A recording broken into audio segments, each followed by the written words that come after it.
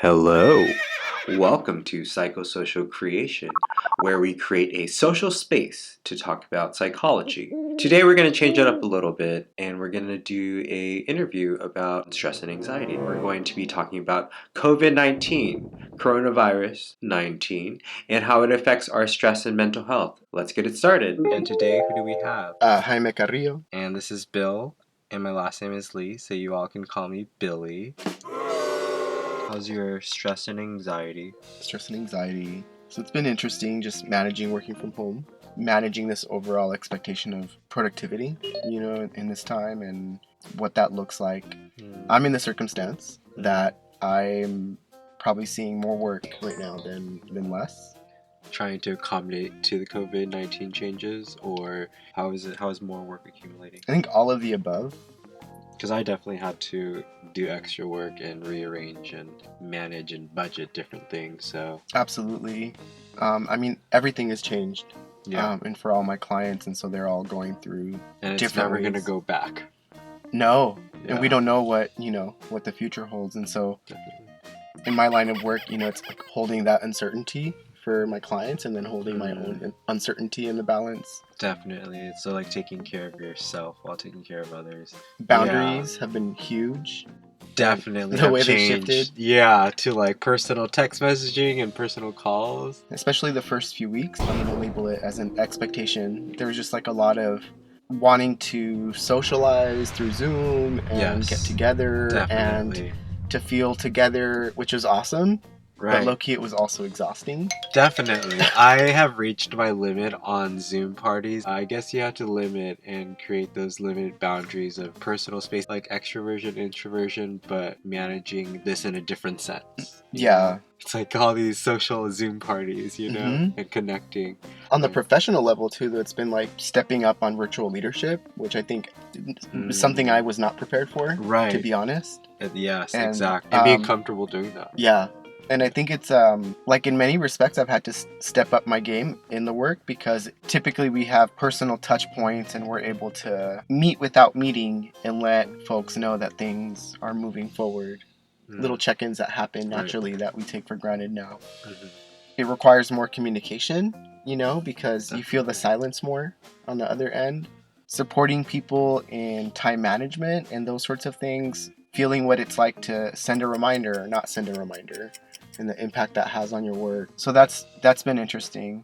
And then on the additional layer of that has been that there are organizations that have needs as well. And so there's opportunity that presents itself too. And it feels... So it's a lot. It feels very layered, Yes, and it it's feels... multiple layers that just like slapped you in the face all at once, right? And it's good. It's a blessing to work and to be able to contribute. Definitely the privilege to be grateful to work, because just to ground oneself of there's people out there with no work who are starving and waiting for their stimulus check. Yeah, also waiting for my stimulus check. Okay, new tires. I wanted to save it. I honestly wanted to I want to save a portion of it. I've been actually started investing. Yes. So that's been like putting that part of my brain back into use. Definitely. I'm thinking more about saving too, for the opportunity to actually do save at this time, because you don't know what the dollar is worth now. Yeah, that's another source of anxiety, is, to be honest, is really not 100% being prepared for this crisis, and not having put away enough savings, and how important that is, that it's not just bullshit, it's this thing that you strive for, that it's like, oh, I should be doing this. It's like, no, when shit hits the fan, you need to have some of that unlock, and you did not have a lot of that unlocked. I had a little bit of that unlocked, and so, again, privilege, but definitely. Now I'm like, I need to double down. Yeah, a lot of people got that awakening call. A lot of small businesses got that awakening call because they're supposed to have 3 months out in cash. Yeah. Waiting. At least. Yes. Yeah, so I definitely understand those anxieties of just taking on a lot of crap. Yeah. And then also trimming away, to be honest. Like projects that don't serve right now. Right. Prioritizing what matters, actually. I think the point you bring up is, while you're all doing all of this, you are also managing people's mental health and keeping their spirits up and positive while you are also managing it yourself. So that's a new thing that people are learning at the moment. Yeah, I was actually in a meeting yesterday where I was not feeling well, and I had to ask for space to, to step away. Yes. It's maybe not a part of myself I would usually honor. Because you would see yourself as a hard worker. Well, I would normally push through that kind of thing. Right, Maybe with some of exactly. that underlying work ethic. Yes.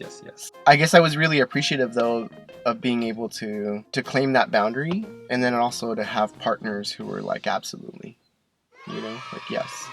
Them rooting for you. Yeah, and also caring for me. Yeah. Empathizing with you. Mm-hmm. And have they not shown that before? Oh no, that's not the case at all. I think it's just feeling okay with saying, hey, I need some time right now. Like, we've had a long meeting, and I need some time to.